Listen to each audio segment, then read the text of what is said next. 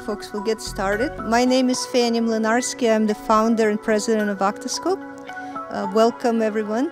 I'm glad to see you here. For those of you who don't know much about octoScope, we build test beds, wireless test beds. Sometimes we call them personal test beds. They are turnkey. They come out of the crate and work. And as a test bed company, we get involved with test methods because we need to know how to configure our test beds, how to automate the tests. We manage all the software and automation scripts. We manufacture our own instruments, devices that send traffic, server that controls all the traffic and test results and so forth. Hopefully you'll see some of that today. So I'm just going to introduce our speakers. So I'm not going to read because my eyes don't work and this font's too small for me, but I know these guys. Lee Chinitz, who's going to open up, is our CTO. Lee has been in the industry for many years and involved with not only Wi-Fi, but a lot of cellular technologies in the past. He's worked with Cisco and some other key companies in the industry. Lincoln is with us today from University of New Hampshire Interoperability Lab, which has been a central lab, I want to say, going back to the early 2000s, maybe even before then. But Lincoln, you'll tell us more about it. Very deeply involved with Wi-Fi and now with the Broadband Forum. Lincoln was the key member of the forum, including the roles as editor, correct? And then we have Tim Higgins. I know Tim going way back to the even 80s, 1980s. We worked at Teradyne. That's how we know each other. Tim since left Teradyne, which is in the Boston area, which is where I am still based. And he started his own, smallnetbuilder.com entity, which is online and does very thorough reviews of the products, including teardowns and a lot of details, really aimed at engineering audience that like to see the depth of analysis. And last but not least, Craig Smith is with us. And the interesting thing Craig always brings to these conferences is he tests in a test house. And then he's got an octoBox as well, and he likes to compare what did I measure in the test house and how does the octoBox agree with it. So that's always, we keep him for last so you guys all stay because that's the most interesting part. And so with that, I'm going to pass it to Lee. All right, I like that Fanny kicked it off saying that Craig is the most interesting part. So it goes in order. I'm the least interesting part. Anyway, thank you all for being here, those of you who are here. Thank you, those of you who are online, for joining. And I guess for those of you who watch this when it's recorded in the future, thank you for being in the future. So I'm going to do what Fanny did, just a little bit more in depth, let you make sure that everybody here and online and later understands what we do, what octoScope is. So what we attempt to do is to make wireless testing easy. There are lots of ways that people have done wireless testing, still do wireless testing, large chambers, walk test, drive test, that sort of thing. Our goal is to bring together the kind of the best attributes of both of those types of testing methods and bring them together into what we call the octoBox personal test bed. So you can see them around the room. Those of you who are here, there's a number of different test beds. The one that's here that I'm pointing to, people can see in the room, we'll be doing some demos in that one today. And it looks a lot like the one that's shown on the slide here. So some of the basic benefits of the testing in the octoBox is that you're able to configure and run tests very quickly and easily. We often hear from people who are comparing testing in an octoBox to doing, for example, walk tests. They can run, test suites that might take, weeks, days, weeks to do that way. And in the octoBox, they can do those kinds of tests in, hours.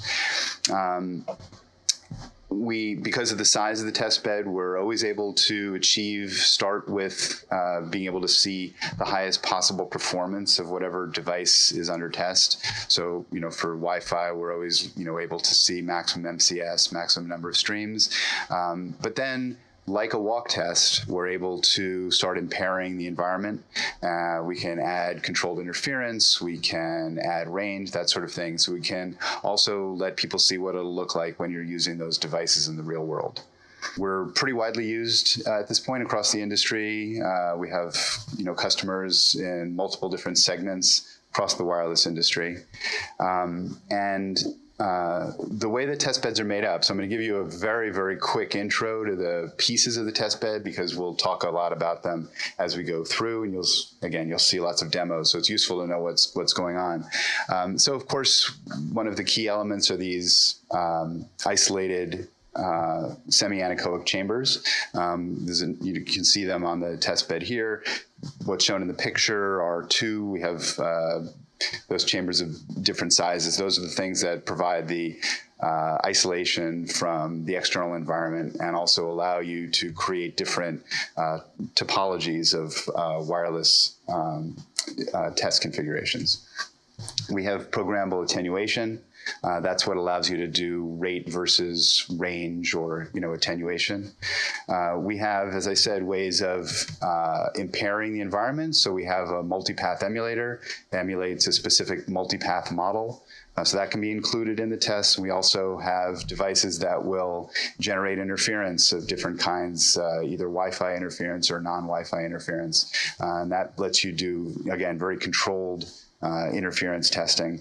And finally, we have a device that we call the PAL. The PAL is our test instrument, our Wi-Fi specific test instrument. It's an extremely flexible device that is able to be configured as an access point or as a station, as multiple stations. It does packet sniffing, does many different things, and it's a key element of a lot of our test beds. In addition to the hardware elements, we have a whole software layer that goes along with the test beds and lets you either run configurations directly using our software, so under browser-based control, and all of the devices expose APIs, and that allows you to hook all the devices into an automated framework. We also have created a library of Python modules that make it easy to rapidly implement an automated test framework. So just to kind of get into some details, I'm going to, we sort of kicked off today talking about, the fact that we're doing, we're here today to discuss kind of test methodologies.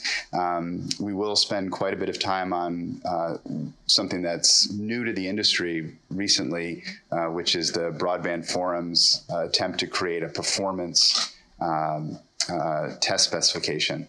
There's a lot of work that's always gone on in the industry in terms of interoperability testing to make sure devices can communicate with each other. Not so much around the area of actually looking at somehow quantifying performance. And that's what the Broadband Forum has done.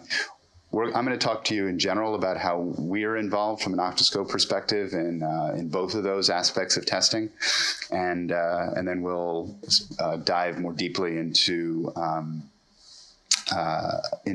Broadband Forum later in the day. So just to give a sense of what we do as octoScope, we do have a couple of demos that we want to run in order to make it a little bit more kind of visible how this whole thing works. So the test bed that is over here on the right is the one that's shown here. It's made up of a lot of those different elements. You can see there's 4 different, actually let me do this for the people watching. Hopefully this works. So there's 4 different chambers. You can see there's a large one on top. There's 3 smaller ones that contain various elements. So we have the multiple chambers, also the PAL devices that I mentioned before are shown here. And a configuration like this allows us to do a lot of different measurements, some of which we'll be going through today. So, as I said, there's kind of two big aspects of the kind of broad framework of testing. There's both. Let me get rid of this because maybe it's not as helpful. There's interoperability, which focuses on whether or not devices can communicate as they're intended to. So two different devices communicating with each other. And then there is the aspect of performance. And, the difference between those is that performance is actually asking, how well does the device do at whatever it is you're trying to get it to do. So it's a quantifiable thing as opposed to, either interoperable or not interoperable. So why do we need both? Especially from a Wi-Fi point of view, interoperability has been a huge aspect of what has made the Wi-Fi market, what it is today. The Wi-Fi Alliance has for, many years now been the engine essentially driving that growth by making sure that when devices come to market, they interoperate with each other. And that's led, I think we probably all saw this, to Wi-Fi, at least according to the Brits, Wi-Fi being the best invention of the last 25 years, which I don't think we only needed the Brits to tell us that. I personally have known that a long time. So then what's the idea behind performance testing, right? So what has interoperability done for us? Interoperability has generated this enormous marketplace for devices, and it leaves people then with a lot of choice. A lot of devices, all of which, essentially work together. So then the question is, how do you decide then, what's the right, device to choose for you? And so that's the idea behind performance testing. From our perspective at Octoscope, both interoperability and performance are really important. They reinforce the need for each other.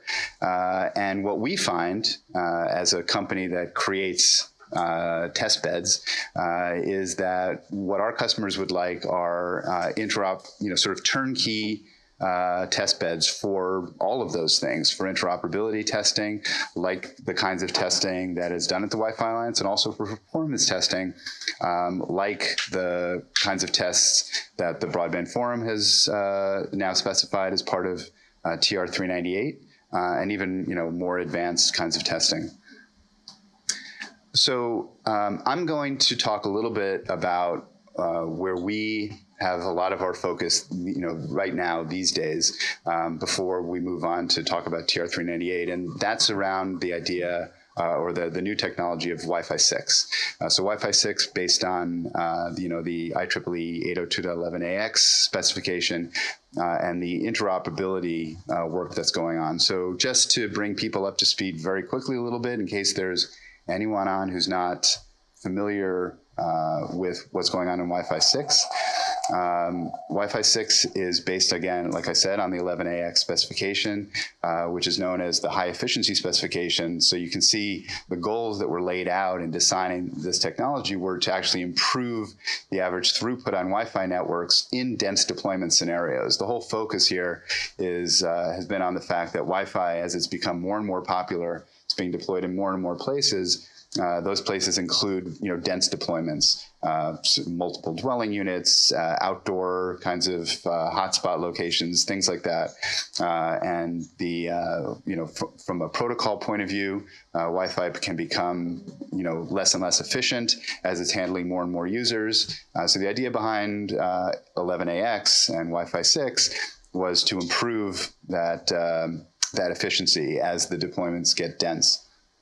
That does a number of things, including improving latency when you have, again, dense environments, and also just making the overall system more efficient from the point of view of how it uses spectrum and deals with other nearby kind of adjacent networks. So the technologies that were put in place, there's a number of them, new pieces of the spec. Some have to do with just increasing the throughput, kind of along the lines of what was done in the original or the earlier high throughput and very high throughput modification specification. But maybe more importantly and more interestingly for most in terms of 11AX Wi-Fi 6 has been the focus on multi-user operation. So again, it's all about efficiency in denser networks. So there are technologies having to do with multi-user MIMO, which extend what was done in 11AC, and also OFDMA, which is a new technology to Wi-Fi. There's some other things that were added as well to make Wi-Fi a little bit more appropriate for, say, outdoor environments with longer delay paths, and again, technology called BSS coloring that's used to help Wi-Fi coexist better but with nearby networks. But most of the excitement that we see is around the OFDMA technology and trying to understand, what kind of testing will be involved to see how OFDMA is improving the performance of the Wi-Fi networks. So just a quick primer on OFDMA. It's a technology that's already used in cellular communications, 4G cellular communications.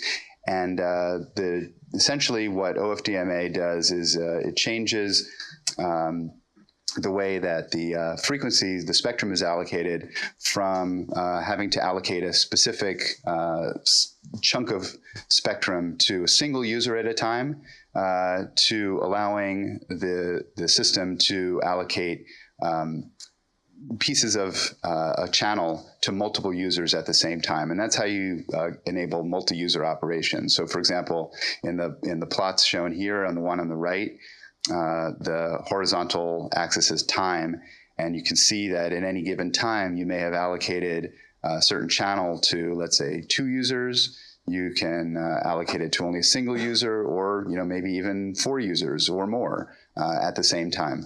So this is how OFDMA enables multi-user operation.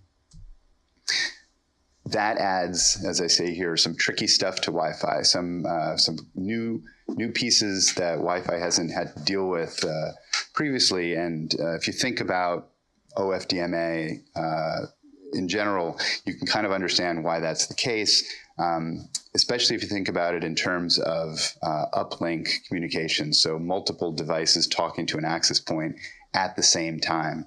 In order to do that, it's become sort of clear that those devices have to be synchronized in some way, and that's done by what's known as a trigger frame. Anybody who pays any attention to Wi-Fi 6 and looks at the specification will run across the trigger frame fairly quickly.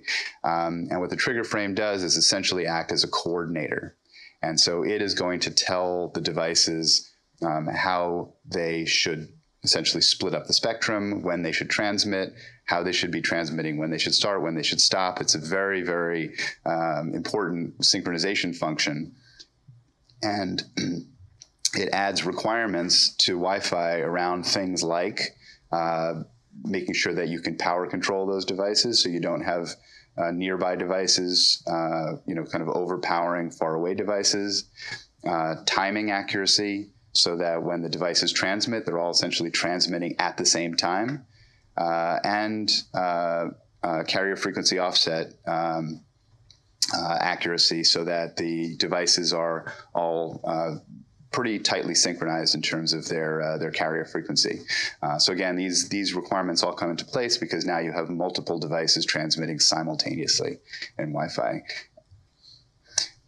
Quickly, from a status point of view, the expectation from the IEEE is that they'll finish the specification later this year, but the activity has moved on fairly significantly already to the Wi-Fi Alliance, which has run PlugFest activities already looking at their interoperability between devices, and they're moving to finalize the certification program. I believe it's later this year is the expectation for certification for Wi-Fi 6. From an industry point of view, as always with Wi-Fi, we're already seeing products that come out, pre-specification and pre-certification. There's already phones that are advertised as supporting Wi-Fi 6. It's probably a year now that we've already seen access points and residential gateways that are claiming Wi-Fi 6 support. So from an octoScope point of view, our systems have already been fairly widely used for Wi-Fi 6 testing. Most of our devices are not protocol specific. So we support really anything in the frequency range of operation, which essentially starts around 700 megahertz and extends up through the new 6 gigahertz unlicensed allocation, up to near 8 gigahertz. So things like the chambers, the antennas, the attenuators, that sort of thing. Again, not really protocol specific. We've been participating at the Wi-Fi Alliance Plug Fests, and we've already seen a lot of activity with people doing interoperability testing in our test beds. That sort of begs the question. I mentioned the PAL previously and how important that is. That is protocol specific. And so the question would be, will there be a Wi-Fi 6 version of that PAL? The answer is absolutely there will be, and already is. And it is shown here. It's based on chipset, as all of our PALs are. It will support, all of the important aspects of Wi-Fi 6. In fact, does already things like 8x8 MIMO, 160 megahertz, et cetera. Just as a side note, we actually on this PAL have made it possible to include Bluetooth functionality as well as an optional feature for people who want to test Bluetooth. So we've been, so from an interoperability point of view, kind of that's where we are from the point of view of our test beds. We are able to support, interoperability testing already. We've been designing test beds that have been being used at the Wi-Fi Alliance. We continue to work with them fairly closely in order to make sure that we have a test bed that can support the full range of interoperability testing for Wi-Fi 6. The test bed that we've configured right now looks like this one. It looks fairly simple from the outside. You can see on the top a small box. That is an RF analyzer, and that's used for, I mentioned, some of that tricky stuff, some of that power control and timing and carrier frequency offset testing is a little bit trickier. So we've worked together with, in this particular case, with LightPoint to bring together a combined test bed that allows us to do, again, the full set of interoperability testing that the Wi-Fi Alliance has put together for Wi-Fi 6. Inside, it's much more complicated. The outside looks like 3 boxes. The inside looks like a lot of elements. To bring all this together, there's access points, testbed access points, there's testbed stations, and then there's the device under test. All of that is sort of connected together in this sort of complicated way. The one thing I'll point out is there's a key element in these test beds, which is the sniffer. That's the element that actually makes sure that the tests have run correctly and that the protocol is being implemented correctly. That's how interoperability is confirmed. We hope that our PAL6 device will be able to be used as a sniffer in some upcoming versions of these test beds. And then we also have, as I mentioned before, the RF instrument also hooked into the same test bed in order to do what are known as the pre-correction test cases.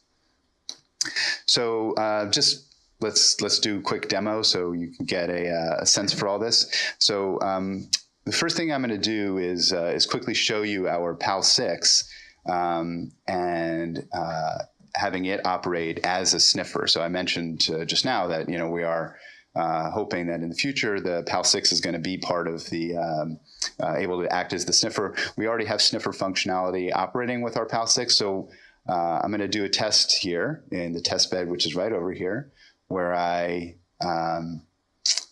run traffic between two actual real Wi-Fi 6 devices. These are two devices that have come out pre-certification, but they support Wi-Fi 6. So we'll run some traffic and we'll use our PAL as a sniffer. And so What I'm showing you here on the screen, by the way, is the software. I mentioned it before. This is the software that we use to run our own instruments. So again, it's this test bed right over here to the right.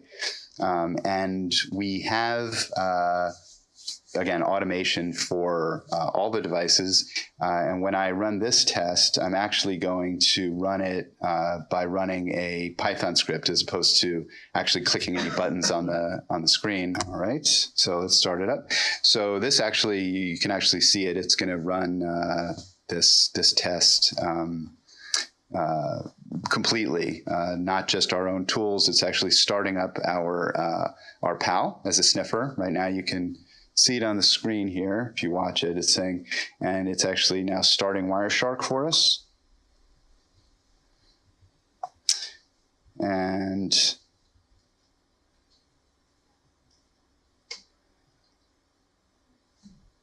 let me just expand this window a little bit so we can see what we're looking for.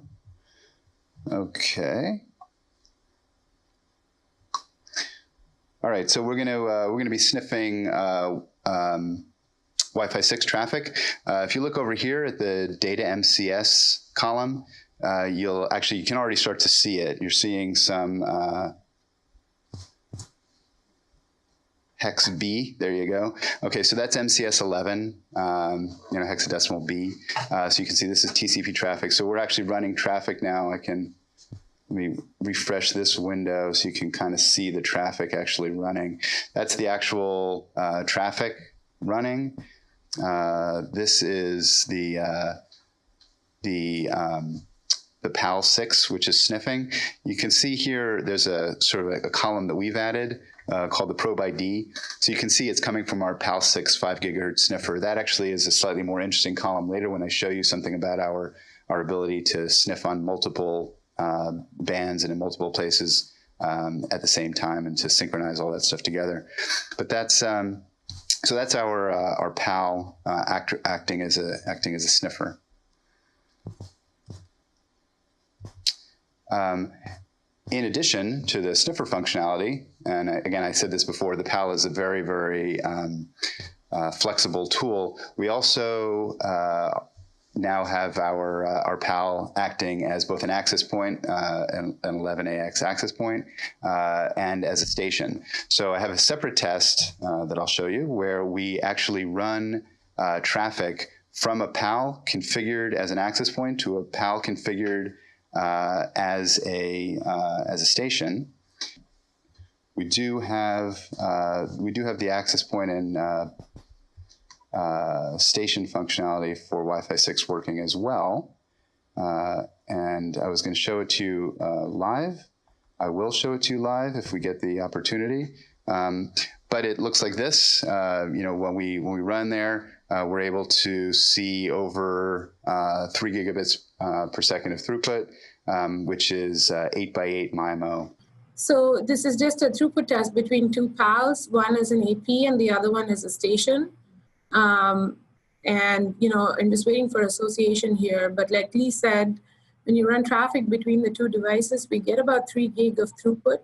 You can see my traffic is running now.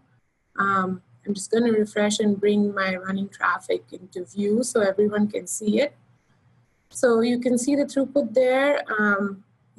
Our configuration for the traffic pairs is here. It's kind of breaking our speed gauge at this point because it's so fast. But we also provide statistics like, jitter, packet loss rate, and things like that, since we're running UDP traffic here.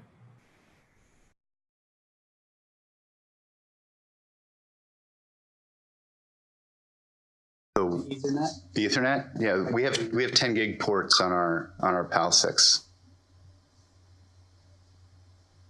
So yeah, in some of our previous tests, you often saw things pegged at around a gig because of the Ethernet port, but the PAL 6 has 10 gigabit Ethernet.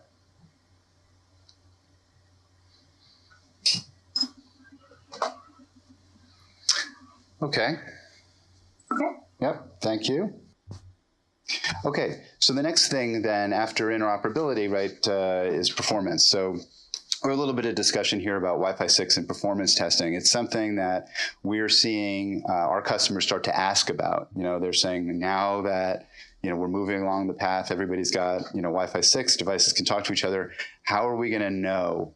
How are we going to know that OFDMA is doing something for us? Like, what are those tests going to look like? So I want to talk just a little bit about our direction in terms of especially OFDMA testing. As I said, there's a lot of pieces to Wi-Fi 6 for sure.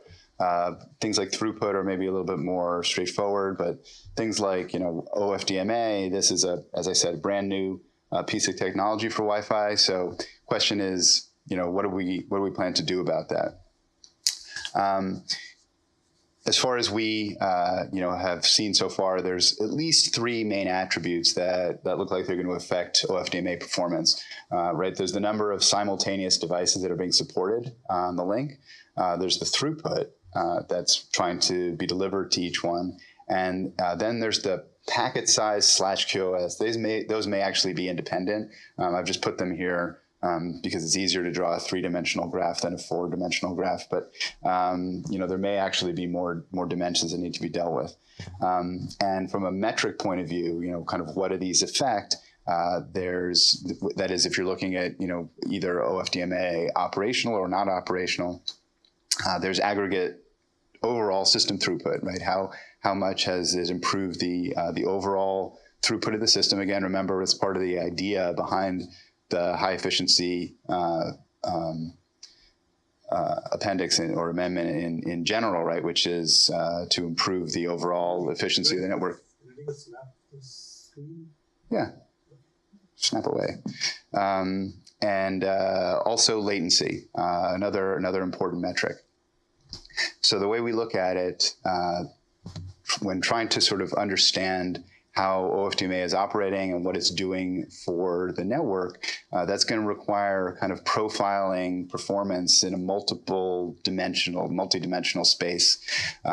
It's one of the reasons that we think that at some point it's going to be very difficult to kind of do simple tests without having a really sort of automated test bed to run through a number of tests and, as I say, explore that space.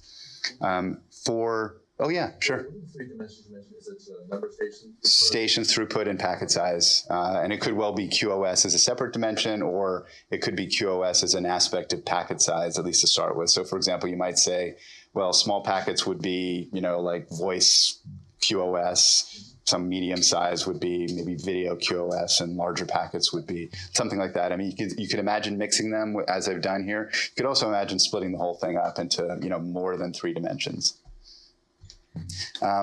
Just as a quick explainer, why does OFDMA matter for something like throughput?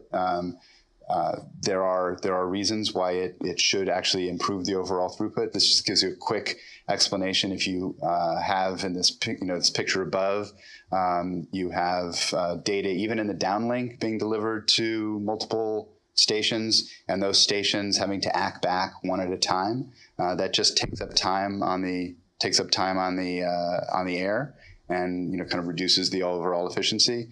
One of the things OFDMA should make possible is the ability to, again, schedule multiple simultaneous uplinks, saving a lot of time on the uplink and therefore saving time on the air.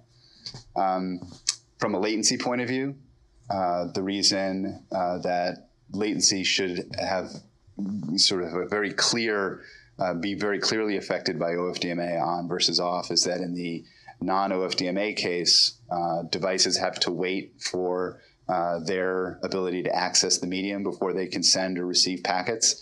Whereas in the OFDMA on case, the access point can be scheduling multiple devices simultaneously. So in this picture, you have, for example, if you look at the blue guy is getting access to the medium in every single opportunity, meaning that there will be much lower latency between the packets. So we imagine that OFDMA testing is going to look something like this, sort of a multiple dimensional profile of performance as a function of those various aspects.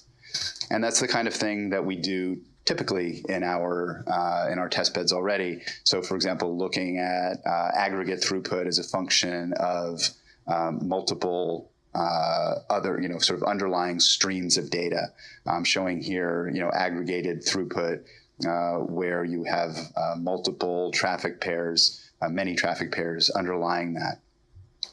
And from a latency point of view, again, we have the ability to use our PAL devices to measure, to capture packets, to capture PCAP files, and we can look at interpacket gap, for example. As the traffic is flowing, we can look at the gaps between the packets. We can histogram that. So, this is how we are looking towards being able to actually do performance testing related to OFDMA. So very quickly, as we want to move on today, I just want to give a sense of where our test beds have evolved to in order to kind of do this type of testing as we head forward. So I talked a little bit about the PAL-6, and one of the important things about our PAL-6, our Wi-Fi 6 version of the PAL, is that unlike some of the previous generations of our PALs, which were standalone enclosed devices, highly shielded, our PAL-6 is embedded directly into our chambers itself. So those of you who are here, you can actually take a look. We can show you what we're talking about. But essentially, all of our chambers are now what we call smart boxes. The reason we call them smart boxes is that they are actually able to sniff whatever traffic is going on in them. They have essentially come with a built-in sniffer. And we also have technology that we call synchro sniffing. And the idea behind synchro sniffing is that now that we're building complicated test beds with multiple sniffers, it becomes really important to be able to align all of that sniffing traffic together and kind of make sense of it. So we've built into our test beds precise time alignment using the precision time protocol. And we have implemented software that will automatically merge together all that sniffing information.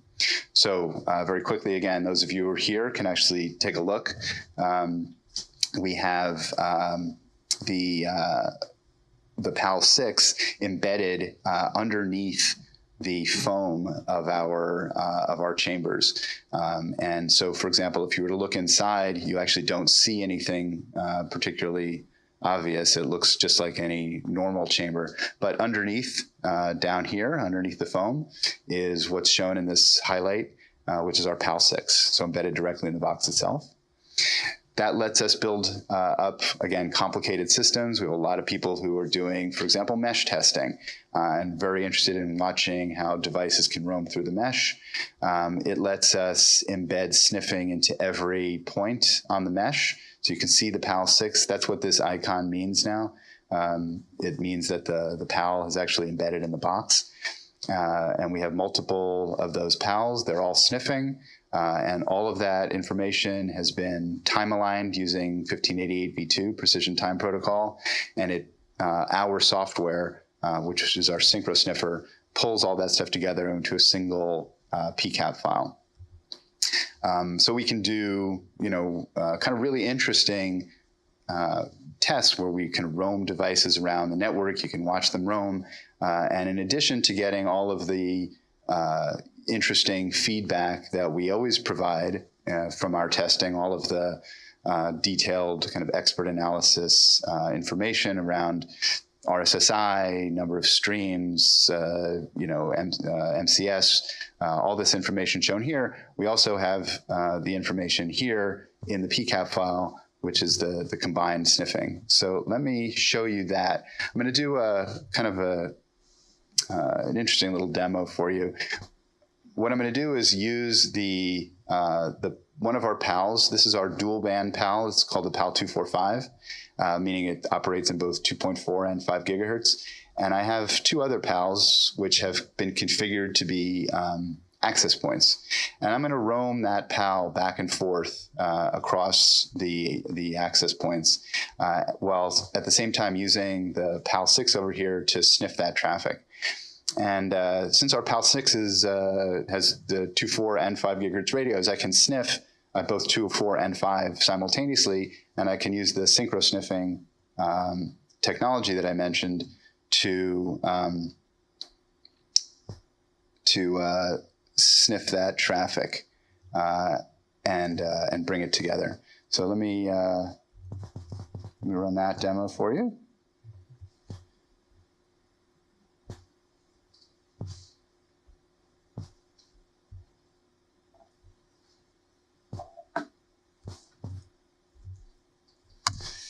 Okay, so same story as before. We're running all these demos using our automated test suites, and what's happening now is the automation's actually reconfiguring the PALs, as I mentioned, to become APs. You can see it's telling us now that it's waiting for the APs to come up. So it's bringing up the radios now after configuration. And now that the other PAL that I mentioned is being associated as a station, so it's waiting for it to associate. And this always takes a little while. So the way we do roaming in our system, right, is we have these programmable attenuators. And when you want to roam from location to location, the way you can do that is to simply change the attenuation between the station device and the AP. So you can have a low attenuation, which will mean that the device will associate high attenuation to everything else, and then you can increase the attenuation here, decrease the attenuation to the other AP. We call that cross-ramping. So you'll see the attenuator essentially going in opposite directions, which is essentially equivalent to the station physically moving from one access point to the other. But in our test beds, this is what I was saying before, you don't have to physically move. You don't have to do an actual walk test. You're doing the equivalent of physically moving without actually moving. So here we have the automation has brought up the Wireshark again. In this case, take a look at the probe ID over here. I mentioned before that we've added the probe ID, so you can see the multiple sniffers, and you can see how they've been combined together into a single PCAP file, time aligned using Wireshark. Using our synchro sniffer. So let me do one last thing, which is to, as Nandini did, bring up the actual running test. So now you can see everything happening, and I'll put all of these screens on at the same time so you can get a quick sense. So you can see now, here's the traffic flowing between the station and the access point. You can see over here from the probe ID point of view that the station is attached to the 5 gigahertz access point, and that's kind of obvious from the throughput that we're seeing. But if you look over in this window, you can see that one attenuator, the attenuation is slowly ramping up. The other attenuator, the attenuation is slowly ramping down. So the station is moving from one access point to another access point. And as it's moved away from the 5 gigahertz access point, you can see the throughput has fallen off to 0. The RSSI that it's reporting has dropped very low, down below -80. If you look over there in this window, you're starting to see the 5 gigahertz and 2.4 going on. You can see probe requests happening. There's beacons and probe requests. And now, if you look over here, we're starting to see QoS data again. The stations actually roamed over to 2.4, and that's what was happening here. And here's an interesting little thing, just in case anyone's paying really close attention. As the station moved closer to the 2.4 access point, it's actually gotten so close that it's gotten into saturation. It's too close. You can see the RSSI here is really high. And so even though the throughput was higher when it was a little further away, as it kept getting closer and closer, it's saturated. And now, sorry, let me, I think I need to press a button here. Here we go. And so now we're going to roam it back away from that access point and back towards the other one. And it's interesting because as it moves further away and moves out of saturation, you'll actually see the throughput go up for a while. So here it comes out of saturation again. So now it's more in its normal operating range. And then as the attenuation increases and it moves further away, you'll actually see the throughput drop, and that's because of distance as opposed to saturation. So there it goes. It's coming off now. And so here you're kind of seeing a lot of pieces of what we bring together. The automation, obviously, the synchronized sniffing, and a lot of the statistics that we're able to provide in terms of testing capabilities. So as you're roaming, you're not only seeing throughput, which is really roughly more or less what you would see if you were doing, a walk test or something like that, but you're actually able to see, because the PAL can tell you what its signal strength is, really on all of its chains, the data rates that it's seeing in the uplink and the downlink direction, the MCS, the number of streams, the bandwidth. You can see the bandwidth drop from 80 to 40, and the congestion on the air link, many other things. So a lot of information comes out, a lot of capability to build whatever sort of scenarios that you want.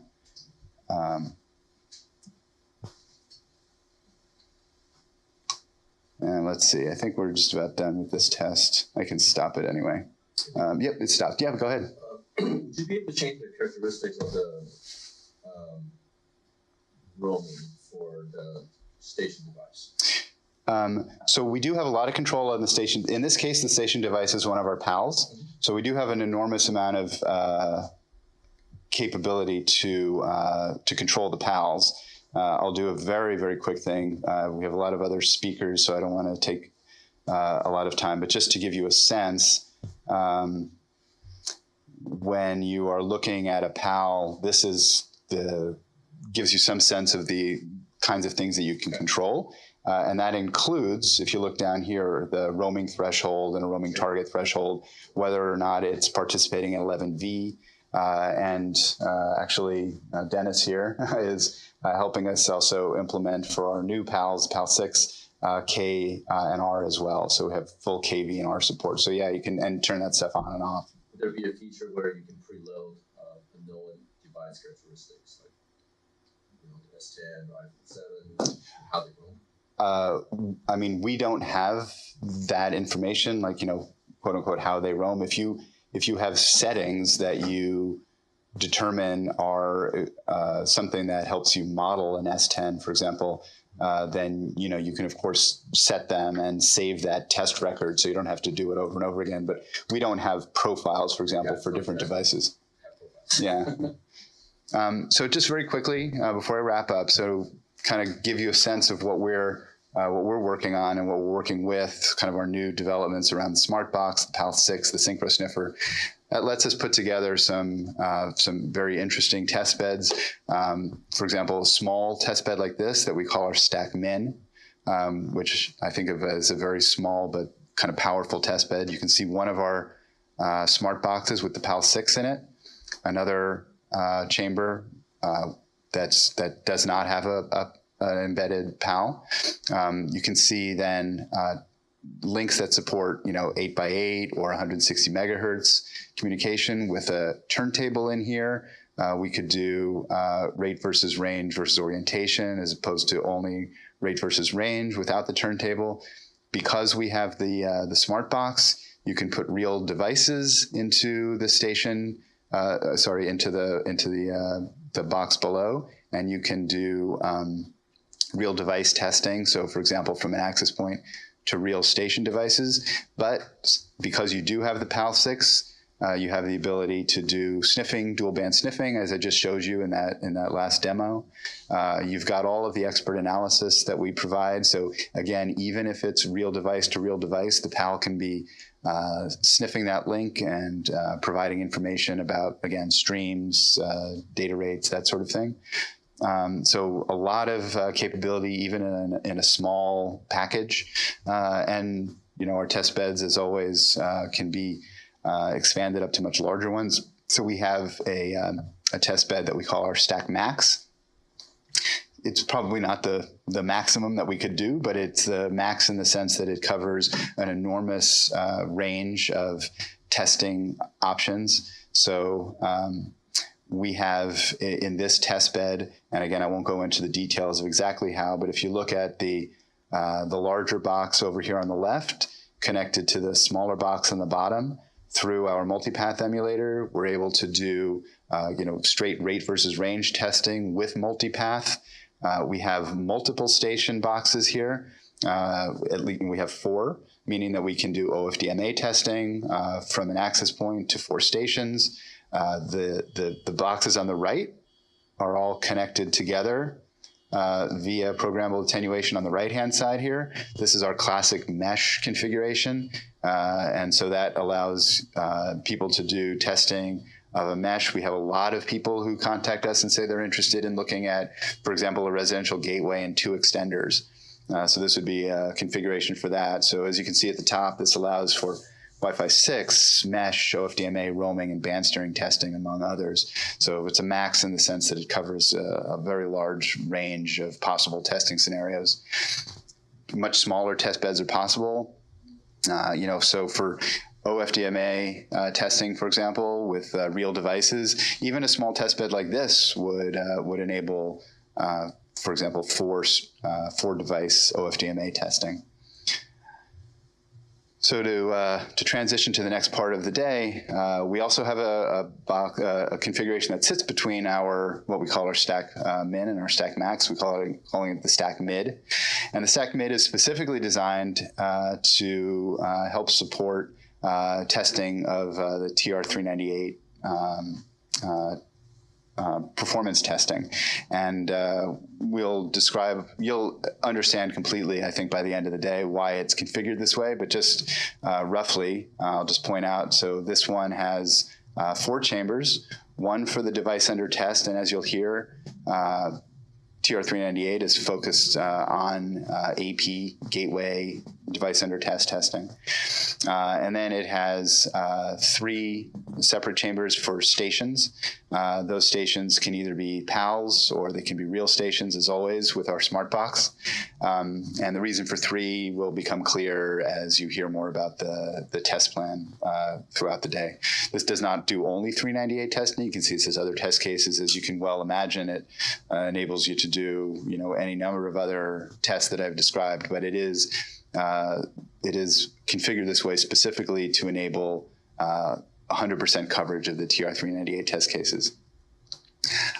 From our point of view, we're not only providing the hardware that I just showed you to cover 398, but also a full set of scripts that are designed to automate all of the TR-398 tests, automatically generate pass-fail results, and that's something that you're going to see in detail today, so I will not steal the thunder of SmallNet Builder, with whom we're working very closely to make that possible. So, that being said, please stick around, because we're going to move right now into the part of the day where we're actually going to hear from the people either responsible for and or running the TR-398 tests.